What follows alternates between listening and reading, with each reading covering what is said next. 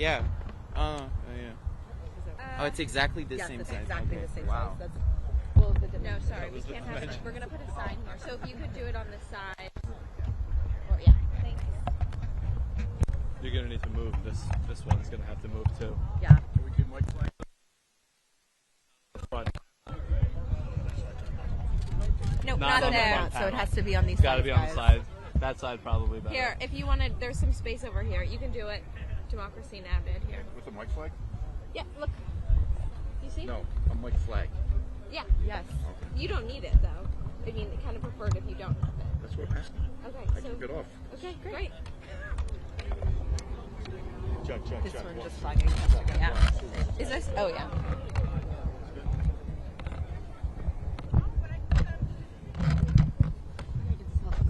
It's all stuck in this one. Oh, thank you. Yeah. Thanks. Thank you. Thank you. Does that work? Yep. Cool. Hopefully that picks it up. If not, whatever. Hopefully it picks it up. Yeah, there we go. Thanks.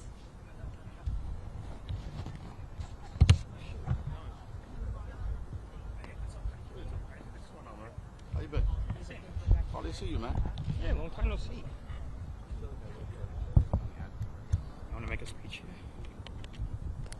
here. Check. 1, 2, test. 1, 2, test. 1, 2, 3. It's a nice shot here.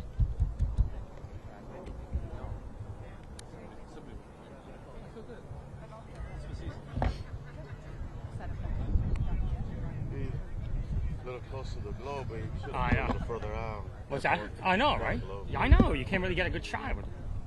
Tell him, man. Tell him.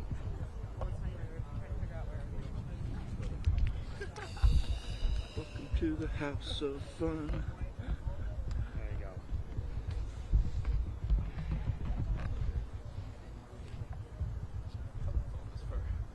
Still here? Just take a deep breath. I work in politics. I can't take a deep breath. I never had it. All right. I actually, when I'm not working with CBS, I'm working for the mayor's office Oh, for sound. okay. Surprised they're not here. No, not this year.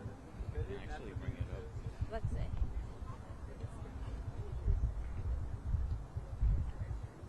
Like this.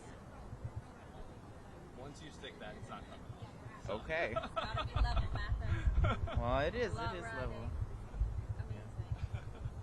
And then I'm gonna move out the way, and they will all take pictures.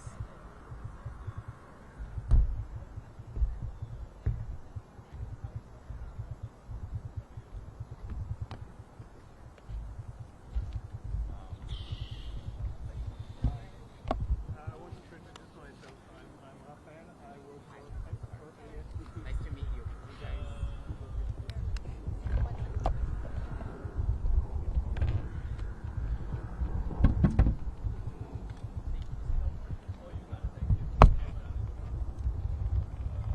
Can you hear me? Am I sounding good?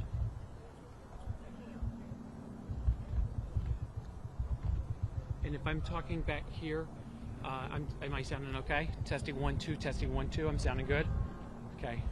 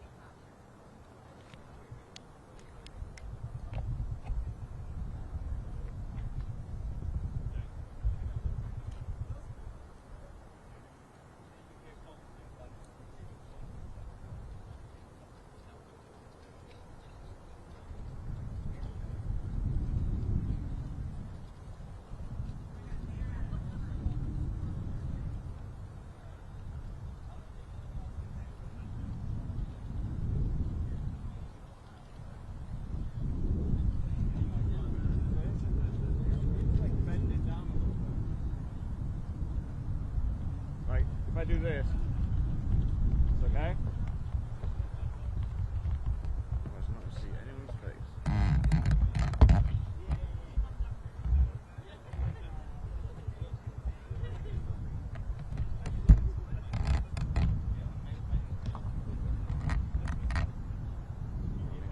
Good morning. How's it going? Good. How's the low? I want this to be higher. Alright, but he's still low. He's scratching. That's okay. Hopefully it just goes down. Sure. But he's taller than this. Alright, It's it.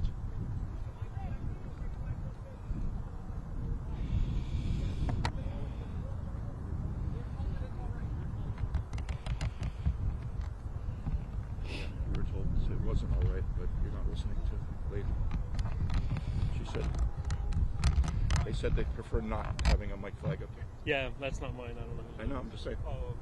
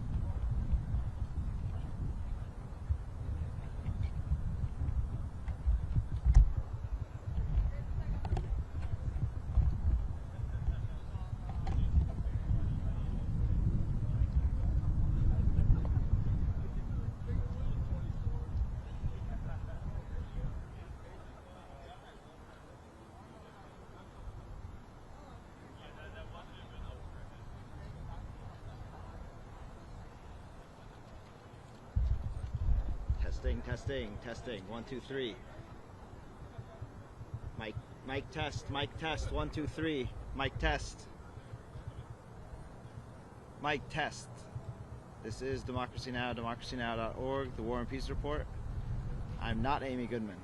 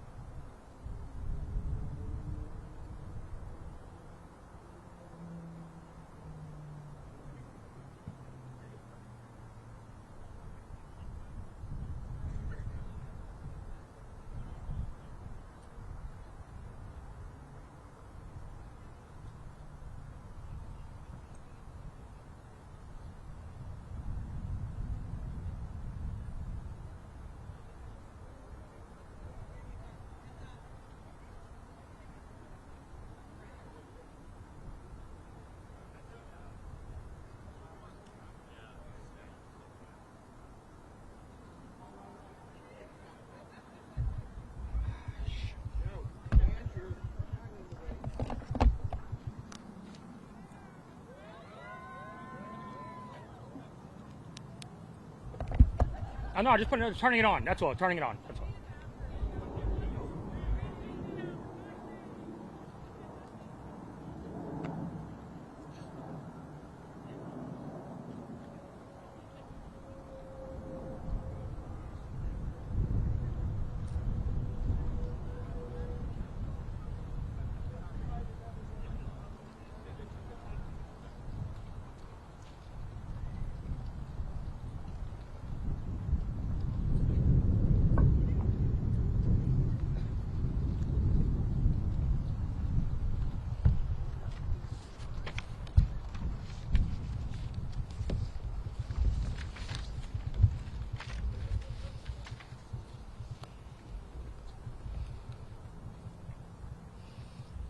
Good morning, New York. Morning. Last night, we made history. I'm so proud to be standing here today as the mayor-elect of the greatest city in the world. Over 2 million New Yorkers cast their ballots. Whether they were the more than million who supported this campaign or the others who supported someone else, or whether they felt too disappointed by the political process to participate at all, I will work every day to honor the trust that I now hold. The poetry of campaigning may have come to a close last night at 9, but the beautiful prose of governing has only just begun. The hard work of improving New Yorkers' lives starts now. That process begins with transition. In the coming months, I and my team will build a city hall capable of delivering on the promises of this campaign. We will form an administration that is in equal parts capable and compassionate, driven by integrity, and willing to work just as hard as the millions of New Yorkers who call this city home. And central to that effort is a transition team that is defined by the excellence New Yorkers will soon come to expect from government. Our team will be directed by Ilana Leopold, whose roots in this city extend back to her grandmother running the trams on Roosevelt Island. She has extensive experience in city government and has been a key part of our campaign to become the next mayor of this city. And it will be led by our formidable co-chairs, former Federal Trade Commissioner Chair Lena Khan, former First Deputy Mayor Maria Torres Springer, United Way President and CEO Grace Bonilla, and former Deputy Mayor for Health and Human Services Melanie Hartzog. Over the coming days, we'll start announcing the leaders who will implement our agenda. People like deputy mayors, who oversee entire areas of government, and the commissioners, who carry out the critical work of city agencies. Some of these people will have familiar names. Others will not. What will unite them will be a commitment to solving old problems with new solutions. We will cast a wide net. We will speak to the organizers on the front lines of the fight to improve our city, government veterans with proven track records, policy experts from around the country and the world, and working people who know better than anyone what their neighborhoods need. Throughout this campaign, I have worked hard to be accessible and transparent with New Yorkers. That same spirit will animate this transition and the city hall we build, because New Yorkers deserve a government that they can trust. And on January 1st, when our city celebrates the inauguration of a new administration, let us also celebrate a new era for our city, one that we all feel invested in and whose success we all work to achieve. Now, it is my pleasure to invite Ilana Leopold to deliver a few words. Thank you. Thank you. Good morning. My name is Ilana Leopold, and I'm very honored to serve as the Executive Director of Mayor-elect Mamdani's leadership team. I want to thank Zohran for his faith in me, both on the campaign trail and in this next exciting chapter of this movement. As a third-generation New Yorker raised in Mitchell-Lama housing and educated at CUNY, I bring to this work a deep appreciation for the city's promise and a commitment to expanding it for others. I love this city deeply, and I'm so grateful for the opportunity to help shape its future. I'm also expecting a child soon, and so I want the future that she inherits to be one of possibility and opportunity, and I want my new family, like so many others, to be able to rely on the universal child care that Zohran campaigned on. I know from firsthand experience that no one will fight harder for New Yorkers than Zohran. He has the vision and ambition necessary to drive down the cost of living so that families like mine can afford to live in the city we've built. I cannot wait to help our next mayor build a government for and by all New Yorkers. Thank you.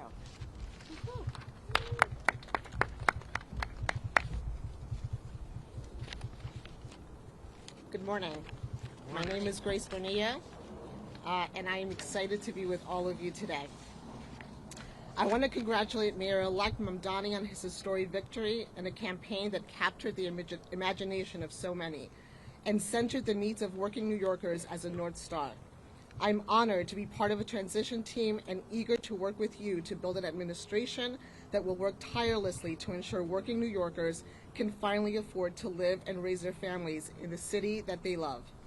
As a native of Queens and a daughter of Ecuadorian immigrants who has dedicated my career to fighting for vulnerable New Yorkers, this appointment means a lot to me, particularly at a time when our immigrant communities and the people I serve are under attack. As we stand here today, 1.8 million New York City residents are without benefits to feed themselves and their families because of the inactions from the federal government. I am confident that Mayor-elect will always stand by New Yorkers and fight against any federal encroachment and that target the programs our neighbors need to survive. I look forward to helping him to build working to build an effective government that keeps every New Yorker safe, healthy, housed, and built on the promise of our city and the brilliance of our people. Ahora en español. Ante todo, quiero felicitar al alcalde electo Mamdani por su victoria histórica y por una campaña que cautivó a tantos y que le dio prioridad a las necesidades de los neoyorquinos luchando por sobrevivir en esta ciudad. Estoy muy orgullosa de formar parte de su equipo de transición y estoy lista para trabajar con usted para construir una administración que se esfuerza incansablemente para garantizar que todos los neoyorquinos puedan finalmente vivir y criar a sus familias en esta ciudad que tanto amamos. En este preciso momento, 1.8 millones de residentes de la ciudad de Nueva York carecen de beneficios para alimentar a sus familias y a sí mismos, debido a la inacción del gobierno federal.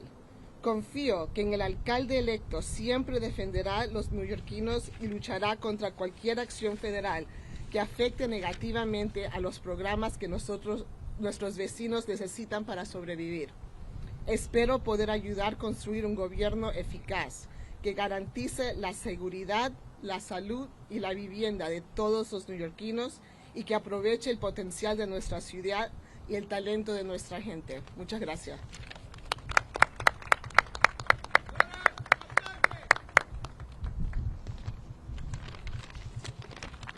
Good morning. Good morning. My name is Mel Hartzog. No one calls me Melanie except my mother when I'm in trouble. And I'm so excited to be with you all today. I first want to start off by congratulating our Mayor-elect Mamdani on an impressive and amazing campaign and victory last night. In my day job, I lead the New York Foundling, one of the city's largest and oldest social service organizations. I previously served across 2 administrations as the Deputy Mayor for Health and Human Services, Director of the Office of Management and Budget, Deputy Commissioner for the Administration for Children's Services, among other roles. There's one thing I've been reminded of in this work, time and time again. It all comes down to economics. Paying your rent, putting food on the table, taking care of your kids. That's what New Yorkers care deep down about, and that's what the Mayor-elect has so successfully tapped into. It's my honor to join the Mayor-elect and this incredible group of women who epitomize public service to make sure that we bring the very best, brightest, and most principled people to deliver for our fellow New Yorkers on this moment of promise. Thank you so much. Good morning, everybody. It's great to see you all. I want to start off by just congratulating our Mayor-elect Mamdani on an incredible victory and a just remarkable campaign this last year. I think what we saw last night was New Yorkers not just electing a new mayor, but clearly rejecting a politics where outsized corporate power and money too often end up dictating our politics, and a clear mandate for change where New Yorkers can get ahead and where all workers and small businesses can thrive, not just get by. I think what we saw through the campaign was an operation that showed extraordinary discipline, rigor, talent, and I know that Zohran has the vision and courage to make sure that we can actually deliver. It's such an honor to get to be part of his transition team, and I'm so excited to work with the co-chairs to make sure that we are building an administration that can hit the ground running on day one and deliver for all New Yorkers. Thank you so much. Good morning, everyone. My name is Maria Torres Springer, and first and foremost, I want to congratulate the mayor-elect on his extraordinary victory last night and on building a campaign for and by the people. I'm so thrilled to join his transition team of extraordinary women, by the way, and help ensure that his administration is ready to govern boldly and effectively on day one. As the daughter of immigrants who believed in the promise of this country, and as a proud New Yorker who loves and believes deeply in this city, I have so admired the way the mayor-elect ran a campaign that reminded us that home is both our greatest challenge and the greatest hope for our future. I remain deeply proud of the work that I did across 3 mayoral administrations to make our city more affordable and more just. This has been my life's work. And I'm eager to bring that experience, all of the lessons learned, what worked, what didn't, to help the mayor-elect achieve early, tangible wins for New Yorkers. Despite the headwinds we face as a city and as a country, the mayor-elect has truly rekindled something very powerful: our shared faith in New York's capacity to do big things and to dream boldly. Importantly, he and I share an undimmed belief in government's capacity to deliver for working people, an undimmed belief in public servants' capacity to not just meet, not even just exceed, but defy expectations. So thank you, Mayor-elect, for this opportunity. I look forward to helping you build an administration that gets to work joyfully and urgently to lower costs, build homes, expand childcare, and ensure that every New Yorker can build a life of dignity in this city that we all love. Thank you. Everyone, we'll take your questions, and the co-chairs are available to answer questions as well. We'll start with you, Marcia.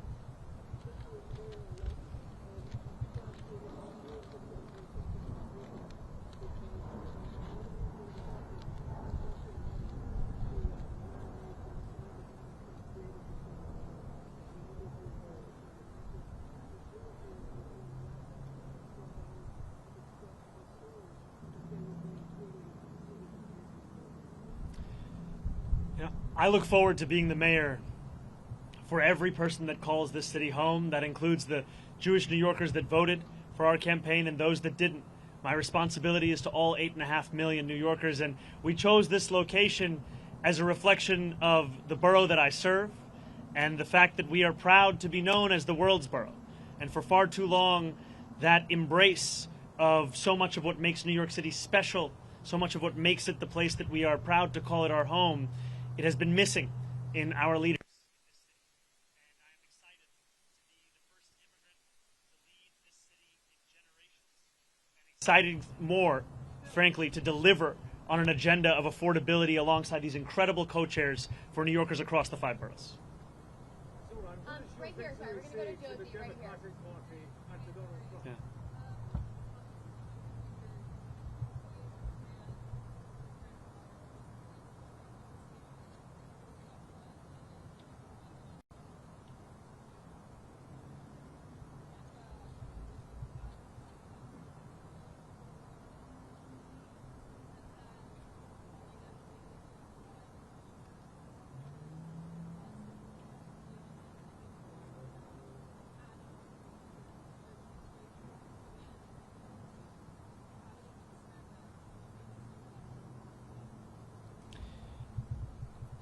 I look at these 4 incredible co-chairs of our transition team, and what I see are those who have had their careers defined by an excellence that we want to characterize the very city hall that we are looking to build.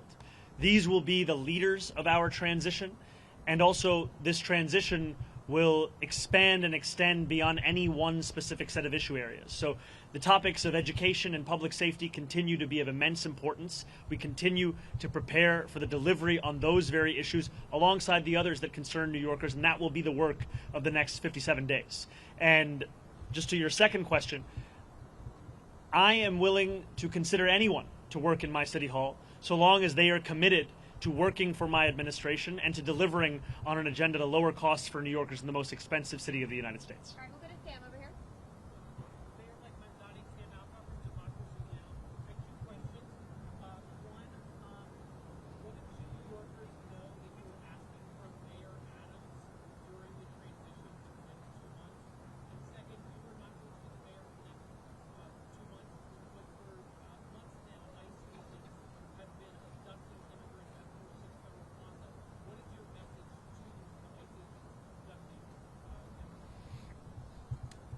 My message to ICE agents and to everyone across this city is that everyone will be held to the same standard of the law. If you violate the law, you must be held accountable. And there is sadly a sense that is growing across this country that certain people are allowed to violate that law, whether they be the president or whether they be the agents themselves. And what New Yorkers are looking for is an era of consistency, an era of clarity, an era of conviction. And that is what we will deliver to them. And I am looking forward to having conversations with Mayor Adams and his administration about the work of the transition to ensure that the handover is a seamless one and that it is one that benefits the shared work we all have to deliver for the people who call the city home. Thank you. Thank you. Everybody's asking too.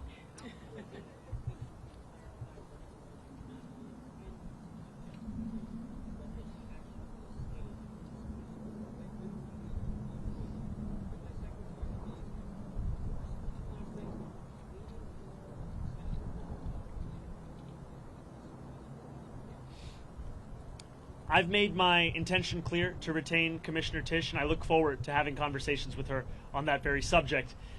Last night, I spent time with my wife, with close members of my team, as we watched the results come in. I spoke briefly with Curtis Sliwa, and then I headed to address the thousands of New Yorkers that were there, waiting to hear of what this new era of government will look like. And that is always my focus. Not on the candidates of this past election, but rather on the people that are so often left behind by our politics, and I look forward to serving them. Yeah, Morgan, go ahead. Hi, sir. How are you? Doing well. How are you, Morgan? Hanging in there. So just two quick questions. Mayor Eric Adams is just announcing that he plans to offer former employees who were terminated for refusing the second COVID vaccine, offering to them to have the opportunity to get their jobs back. Hoping you can react to that. I know that this happened, but also just more broadly, he's also talking about stacking the right guidelines. What do you think about some of these efforts that he's making in his last final days to make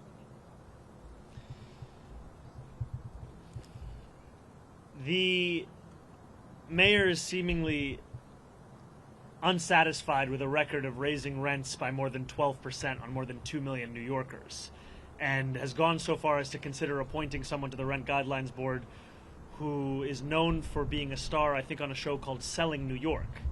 And in many ways, that's the description of what he wants to do over these next few months. I continue to believe in the importance of delivering relief for the 8.5 million people who love this city, who live in this city, but cannot afford to continue to be here. And last night I spoke of Wesley, an 1199 organizer that I met outside of Elmhurst Hospital less than a week ago. And as I asked him how long it took him to get to work, he told me 2 hours. I asked him, where were you coming from? He told me Pennsylvania. That, for many New Yorkers, is now the reality, where they have to live elsewhere because they can't afford to live in the place that they love. And that has to be our compass in guiding the work that we do to ensure that we can make this a city that is livable and make this a city that finally turns the page on an era of big money and small ideas. Yeah, I'll go Holly right here.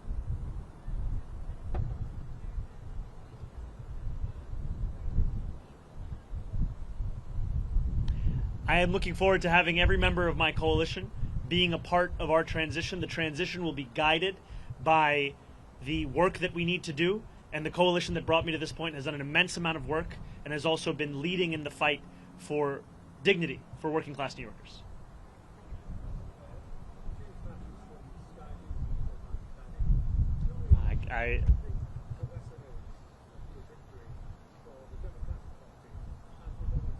Well, first I just have to say I've spent many days in my youth watching the transfer window close, final hours on Sky News, so it's a pleasure to have you here. Yeah, I'm an Arsenal fan. I have to be honest, when you said you were from Sky News, I just got very excited. Could you repeat the question one more time?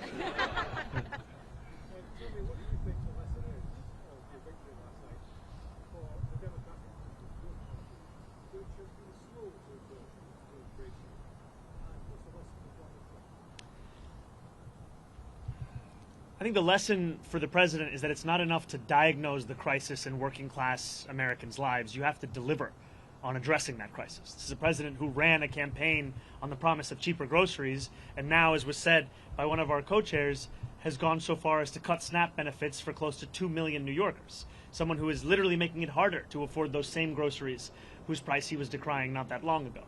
And what scares Republicans across the country is the fact that we will actually deliver on this agenda. And the contrast is something that they cannot bear to witness. And I try to keep my focus similar to that cover on the New Yorker where the world ends at New Jersey, and thinking about what this means for our city instead of for our nation.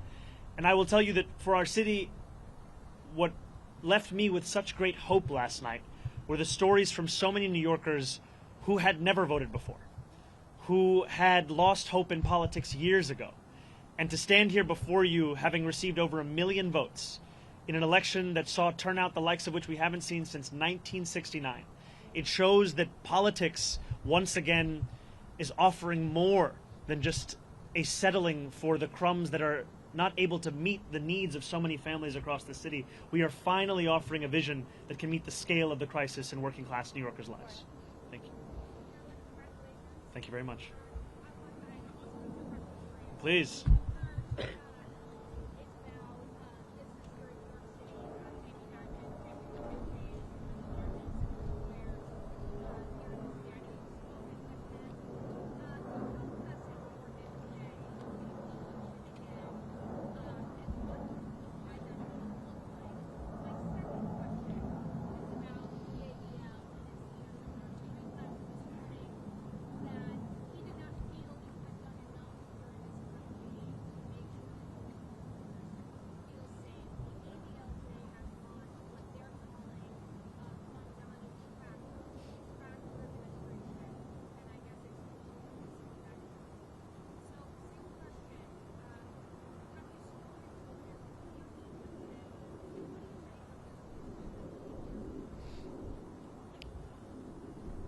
I look forward, I'll first answer your first question, then I'll go to your second.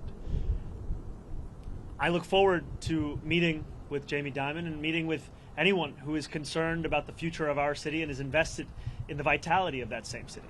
And these are not very different from the conversations I had over the course of this campaign with many business leaders who, while we may have disagreements on fiscal policy, we also found many areas of agreement as to what the city actually needed. And I think it is critically important that we start to embody a style of leadership that does not demand agreement across every single issue in order to even have a conversation. We need to be able to deliver for New Yorkers, and that means to meet New Yorkers, even those with whom we have any disagreements. So I look forward to having those kinds of meetings, be it with Jamie Dimon or be it with other business leaders, and continuing to show that our affordability agenda is an agenda that would also benefit businesses across the city. Because what I've heard from many of those same business leaders is that the inability for city government and state government to provide universal child care has led to businesses sometimes having to provide stipends to their own employees given the expense of that child care. Makes sense because child care in this city costs an average of $22,500 a year, which is a burden that many families cannot bear. And I also look forward to streamlining the regulations within city government. I'm someone who believes deeply in the public sector, believes deeply in public regulation, and I also believe if I cannot give you an answer as to why a regulation exists, then it likely doesn't have a good reason to exist any longer. And that extends to when a restaurant owner told me of the $25 a year he has to pay the city for the right to sell a frozen dessert. And it also extends to the way in which we fine and fee small businesses across the city, which is why we've committed to cutting that in half. And I have not spoken to Jonathan Greenblatt. I take the issue of anti-Semitism incredibly seriously. And last night in my speech, I spoke about how my city hall will stand steadfast with Jewish New Yorkers in fighting the scourge of anti-Semitism across the city and making that clear in the actions that we deliver on from January 1st. And I look forward to working with Jewish leaders across this city, whether they be elected officials, whether they be rabbis, whether they be community leaders, to deliver on the promise of not just protecting Jewish New Yorkers, but celebrating and cherishing them in this same city.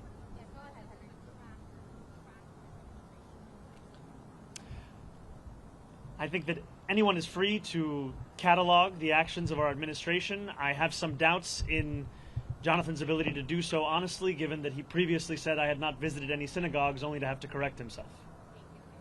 Hi, Mayor-elect. Obviously, I have two questions as well. Yes, yes. Yes. It's a 2-for-1 day. Oh, yeah, a little more interesting. So, on President Trump and on delivering real, tangible results, as you alluded to last night with your new era, as Maria Torres-Springer just said, how do you balance, or have you given thought to balancing combating President Trump and not getting lost in that fight where you are not delivering the campaign promises? And second, I'm just curious, kind of in the quiet hours of last night, you got off stage, you went home, maybe you were sitting by yourself, maybe it was just you and your wife. I'm wondering what those sort of thoughts in your head were in those quiet moments after this sort of enormous accomplishment and the weight of what's about to come your way. It's very funny. Everyone is asking two very different questions. I'm trying to strike the right tone between all of them. New Yorkers are facing twin crises in this moment: an authoritarian administration and an affordability crisis. And it'll be my job to deliver on both. It'll be my job to stand up for the city and also to ensure that we do not look at Washington, D.C. as if it is the reason for all of the problems right here in New York City. Many of the issues we are speaking about, they predate President Trump. They are issues that for too long we have turned a blind eye to, or we have sought to rationalize or normalize. And what I'm so excited by in looking at these incredible women who will be leading our transition is a track record of being able to handle multiple crises at the same time. Crises which so often for others might be the only focus. For so many of the people on this stage, they were one of many. And these are the crises of cost, these are the crises of conviction, these are the crises that have come to describe much of our politics. And I find immense confidence in the fact that we are already building a team that has shown its ability to deliver and that will continue to show that over the next 57 days and beyond. I cannot tell you that I had many quiet moments between last night and this morning, but some things that I have been left with, whether it was in sitting with my wife or with close members of my team without whom none of this would have been possible, is the sense of hope that New Yorkers have. When I left the venue yesterday evening, there were hundreds of New Yorkers waiting outside. And so many of them were young New Yorkers.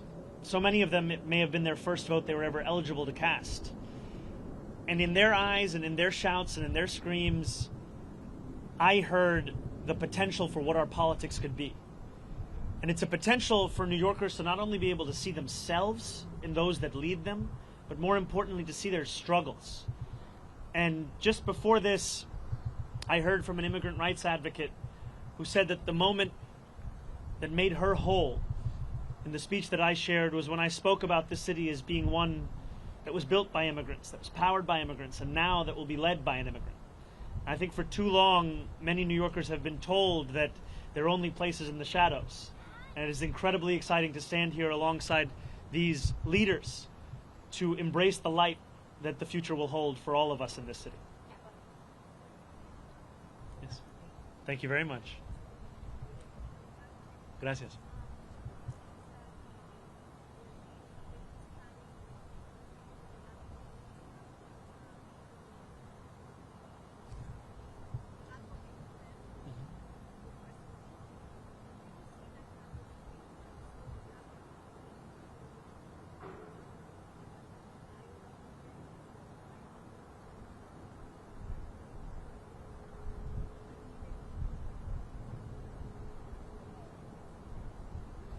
the White House hasn't reached out to congratulate me, I continue to be interested in having a conversation with President Trump on the ways in which we could work together to serve New Yorkers, whether that be delivering on his campaign promises around cost of living or the many issues that New Yorkers have been sharing with me about the drastic impacts that the legislation that President Trump has ushered through Washington will mean for them and their lives.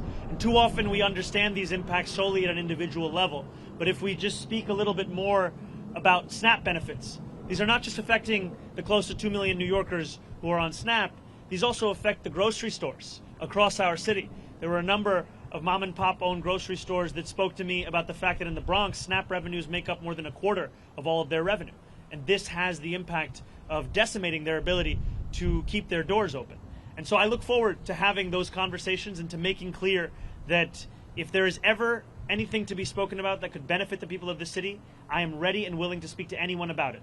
But if it is a conversation to come at the expense of those people, then I will fight that idea tooth and nail, because my job is to serve this city.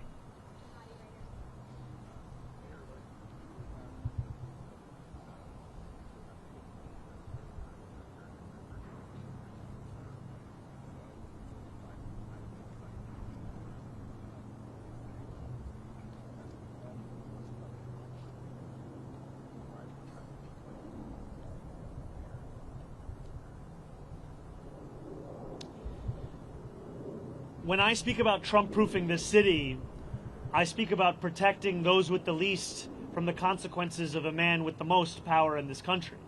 It is in part a reference to the need to ensure that any fight for additional revenue is one that also looks to try and protect those same New Yorkers from these kinds of cuts to the greatest extent that we can.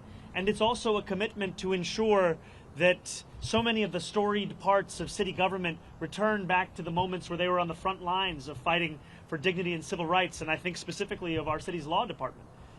This is a law department that, when you think of the seminal civil rights cases of this country, they were there. And yet today it has 200 fewer lawyers than it did before COVID.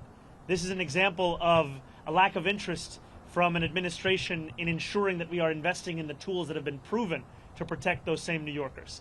And I will not mince my words when it comes to President Trump. I will continue to describe his actions as they are, and I will also always do so while leaving a door open to have that conversation, because it cannot be understood as if it is an argument between two individuals.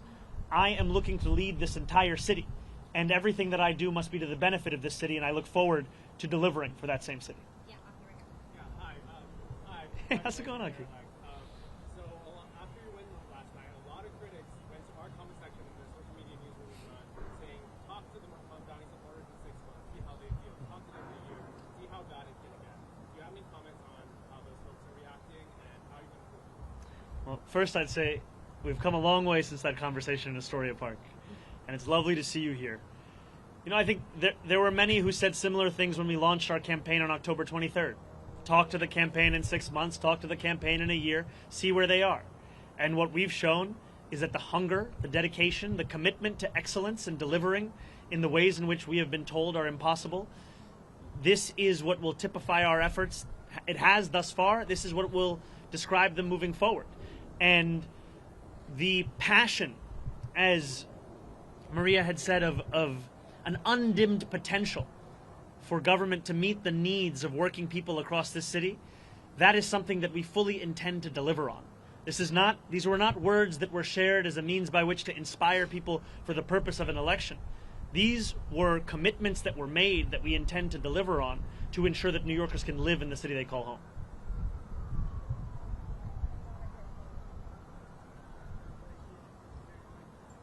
I'm sorry, could you come a little closer or speak a little louder?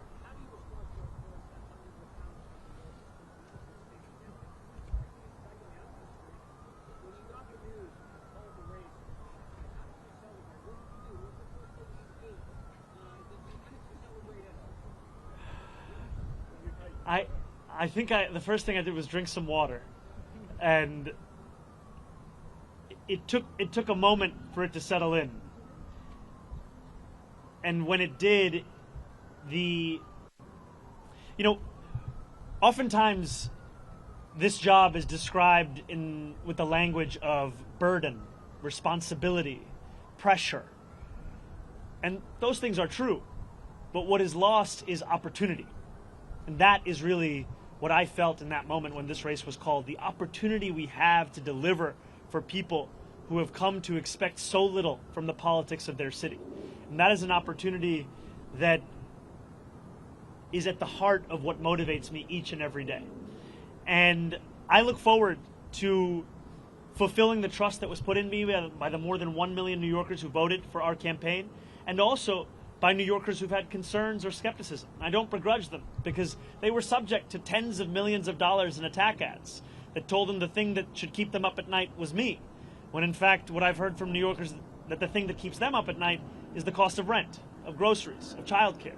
And so I look forward to earning their trust as well, because my vision of success is not that those who are skeptical leave this city, it's that those who are skeptical stay here in this city, and that we build a city that has room for even more to join us. Because this is a city that has to grow, this is a city that has to thrive, and the way that we will do so is by bringing an excellence back into City Hall, where it becomes the expectation, not the exception. Thank you. Oh, incredible.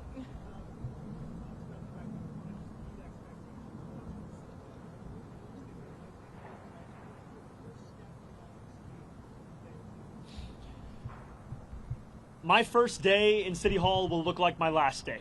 It will be focused on the cost of living crisis. It will be focused on delivering for the New Yorkers who have been priced out of this city. 1 in 4 New Yorkers currently living in poverty across the 5 boroughs.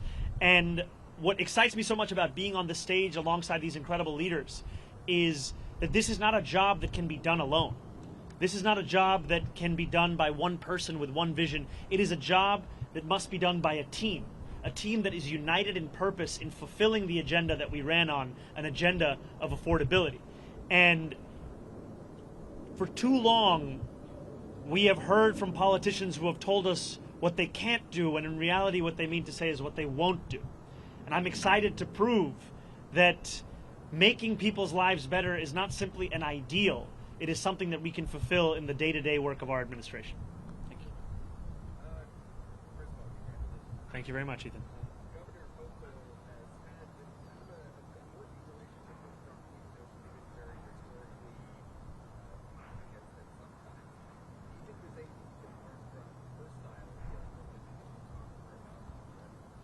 I think the governor has set a very good example for what it can look like to both keep a door open to speak with anyone about anything that could serve the interests of the people of this state, while also refusing to sacrifice those same people for the purpose of maintaining a relationship. And that is exactly the approach that I will take, is when President Trump wants to do something that will benefit this city, I will be there to say as much. But if he is looking to persecute or prosecute or punish the people of this city by virtue of who they are or where they live or where they came from, then I will fight him on that. I think too often we have had a style of leadership that seeks to put oneself before the people that you're looking to serve, and my City Hall will do the opposite.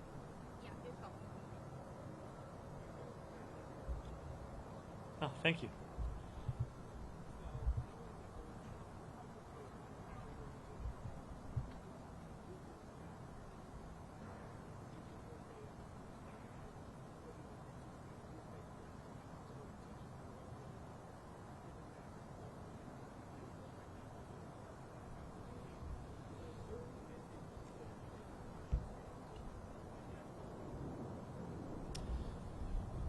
You know, this is a group that exemplifies the excellence I've long spoken about. It is an excellence that New Yorkers have seen across multiple mayoral administrations. It is an excellence that they have seen at the federal level. And it's an excellence that has been displayed amidst a conviction of what government can and should and must do for New Yorkers. And I'm excited by the prospect of them leading this transition to deliver for those same New Yorkers. And I also am clear with the more than 100,000 volunteers who brought me to this point, with the more than 1 million New Yorkers who voted for our campaign, that the work does not end with an election. In fact, it continues until we deliver this agenda. And that delivery will be something that we do over weeks and months and years. And it will be something that we will take immensely seriously, because it is a delivery that will fulfill the hope that so many have put in us.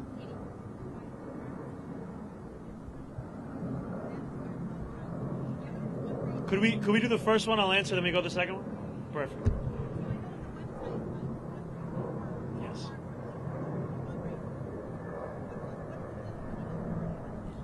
Well, thank you for the question. It's transition2025.com. And, you know, there were a few months ago where I told supporters across this city to stop donating. And today I am asking them to start once again. And I am asking them to do so because of the fact that a transition that can meet the moment of preparing for January 1st is one that will require staff, it will require research, it will require infrastructure. And those are things that we will have to provide. And I'm excited for the fact that it will be funded by the very people who brought us to this point, the working people who have been left behind by the politics of the city.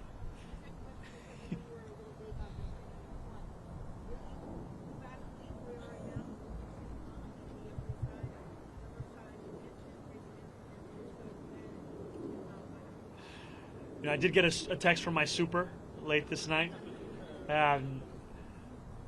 Look, I have been told time and time again, and I've embraced it, to not measure the drapes.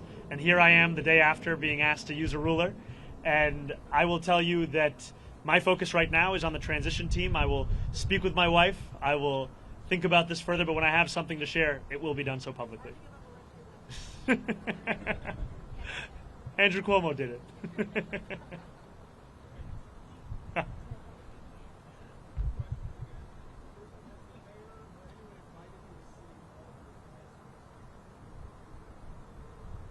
The mayor has not invited me as yet to go to City Hall, but I look forward to having those conversations about the transition.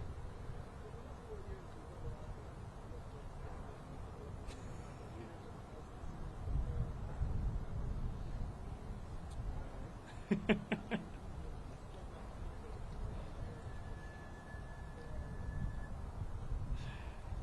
know, I don't see it as a question of which borough is on top. I am looking to serve every single one of the 5 boroughs. And in each of these boroughs, I find so much of the inspiration of the work that we have to do in City Hall. And I'm also proud to represent Queens in the state legislature. I'm proud to be a resident and an assembly member for Astoria and for Long Island City. And I'm proud that we are standing here today in the world's borough to embrace what gives so much meaning as to what it means to be a New Yorker here in this moment today. This guy's trying to get me to go against other boroughs. Unbelievable. Where's the suit? Good to see you.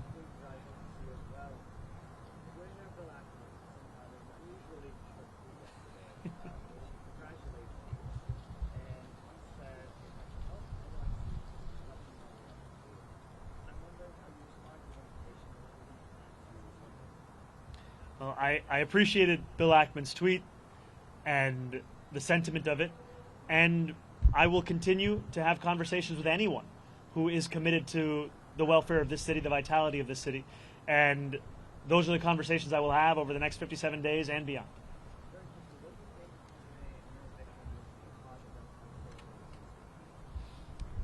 I can tell you what it means in this city. It means that the idea of a politics built around the delivery of dignity to each and every person who calls this city home, that politics is alive and well. And for too long, we have spent our time debating who deserves that dignity, as opposed to delivering it to each and every person who calls the city home.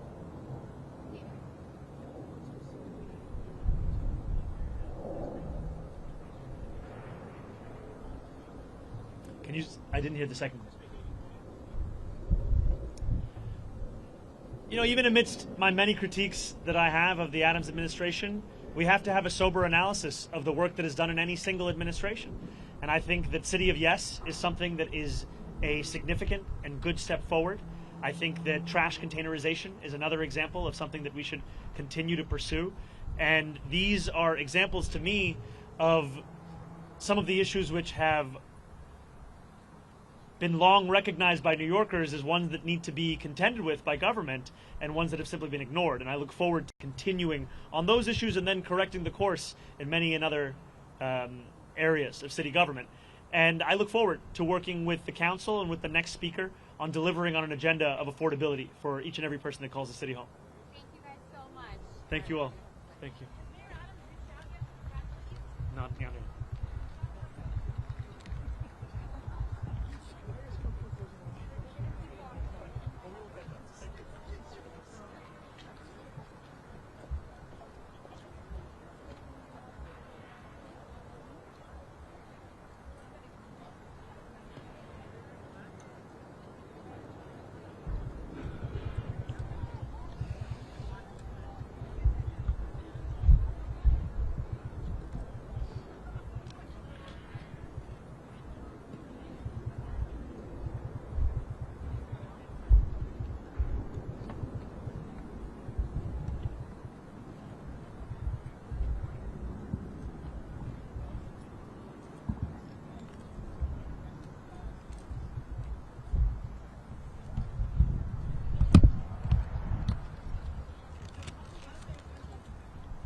Yeah, will do.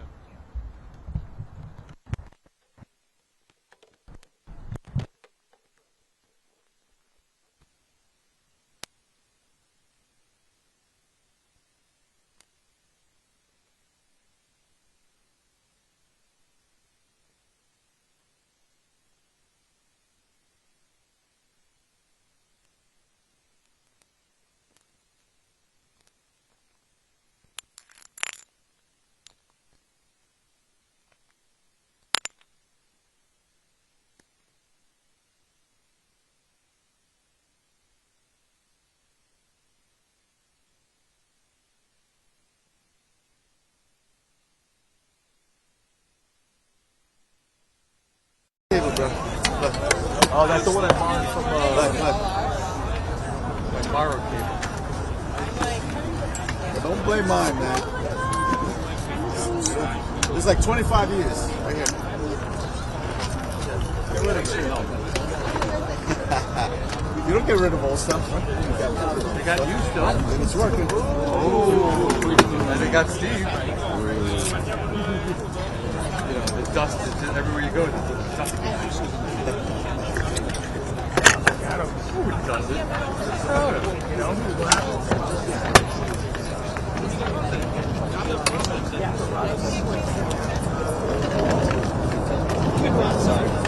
Thank you. Got it. No problem.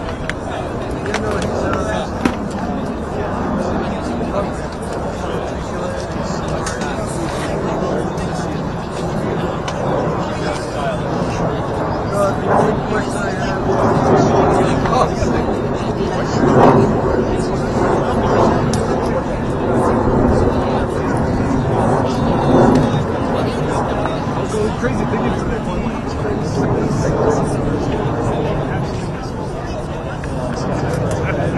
Thanks, man. We're in New Era. Yeah, I'm doing live shots back there now. What's that? So, my assignment is everything's so right, because they did tell me at one point. Yeah. Yeah. Oh, really? Okay. So that's how good. We don't know how to do that. That's how you suck, man. Oh, they do that. You don't want to do that. No, you want somebody just live right outside, right? Oh, yeah. You know what I mean? Yeah, I mean, you want to do something? I used to lose my mind over that traffic agent. Whatever. Yeah. Congestion pricing, it's like basically it's gone away. Yeah. Big reminder. Yep. He's talking about, Yeah, you too, man. Yeah, he said he's talking about crashing.